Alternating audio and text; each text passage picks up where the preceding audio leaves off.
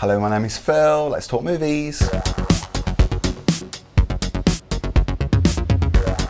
Welcome back to my channel. Raj is here for Boys on Film. Hey Phil. Talking about something that I know nothing about, but you're hopefully going to inspire me to check out this film. I'm just happy Phil has agreed to let us Yeah, do it. I'm like, whatever. Yeah, inspire me, enlighten me. So we're talking about The Suicide Squad today. Yeah.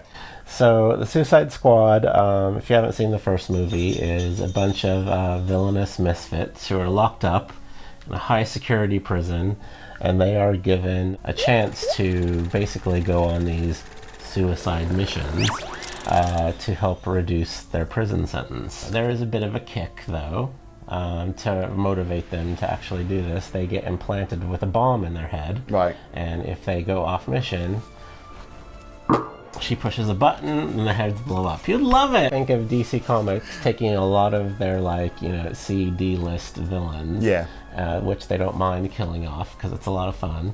Would I love it, Raj? Really? I think you would like it. So especially this one, because this one's directed by James Gunn. This is the more gory, bloody DC film I've ever seen.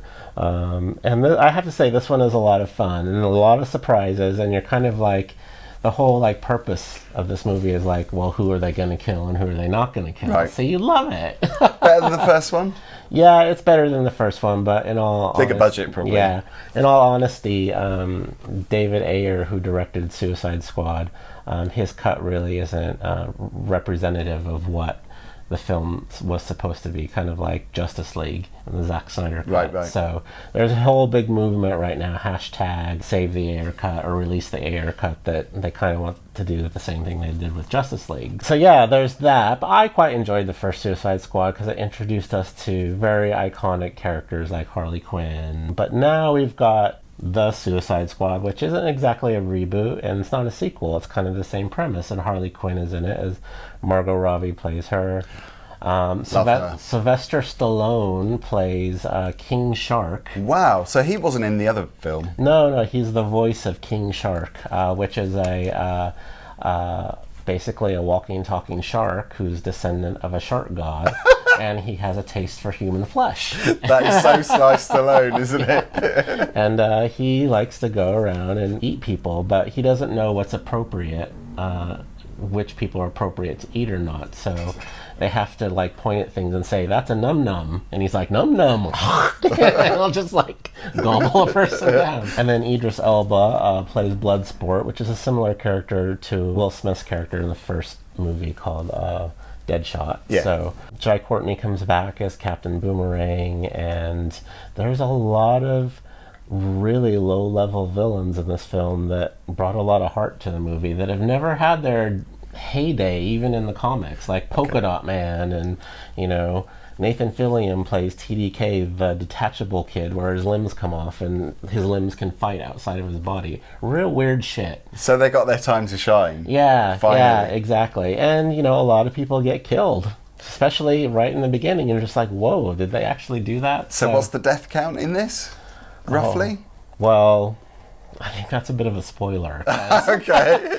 We're not mentioning names. There's something like 16 characters or something like that in the beginning, and you're just like, who makes it to the end is quite is basically the fun part of the movie. Okay, you got to tell me, because I'm intrigued by this big inflatable star or something that was in did you see that in Leicester Square? Yeah, for the premiere. Starro the Conqueror is this big starfish that you saw in Leicester Square.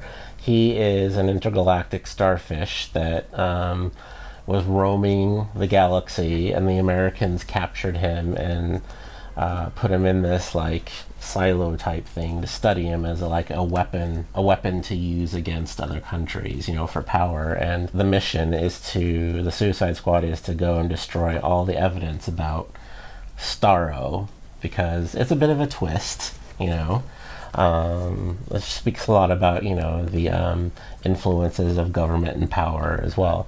But it all kind of goes tits up, and Starro gets out, and mini Starros leak from its armpits and take control of their faces. It's very horror elementy, like the evil starfish on your face. Alien. Yeah, Alien. Yeah. And and so basically that's kind of You have to see it. It's a roller coaster ride of a movie. I'm very happy because I'm a big DC fan as much as you are a horror fan. Yeah. And it's currently sitting at like 97% on Rotten Tomatoes and hasn't even been released in the States yet till next week. So after this review, I'm going to go and watch it again for the second time. I've got to say, it's nice that we're seeing it before everyone in the US. I'm not that I've obviously got anything against people in the US, obviously, present company accepted, but it's nice that we're having they first. get everything first. Exactly. It's usually the other way around, isn't it? We're normally trailing behind. So. If you like James Gunn's style of movie making, he tends to be a little bit gory and bloody, but very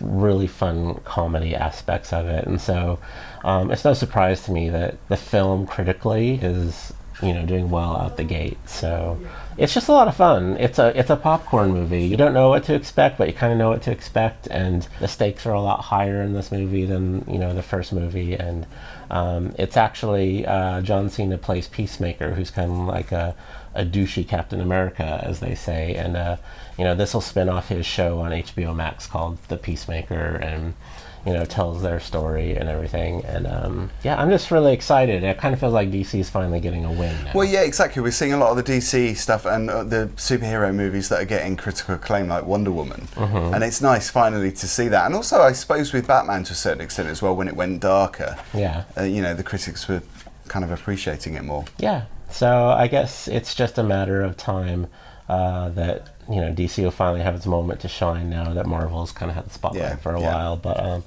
there will always be that war between the two fandoms. But I really like the Suicide Squad. I'm totally biased, so I'm gonna I would give it a 5 stars. But I mean, I can't rate it, so well, not yet anyway. I'm not gonna lie. I'm totally biased when it comes to DC films and TV shows.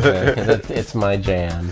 But I just really liked it. So. I appreciate your honesty, Raj. Yeah. I mean, I am more critical of Marvel stuff because I'm not a fan, but that's just the way it is. It's just stories get told, and if a story is told in a compelling way that pleases critics and makes a lot of money for the company that makes it, exactly, everyone's happy. Yeah. So 5 stars from you. 5 stars from me. Wow. Big shocker.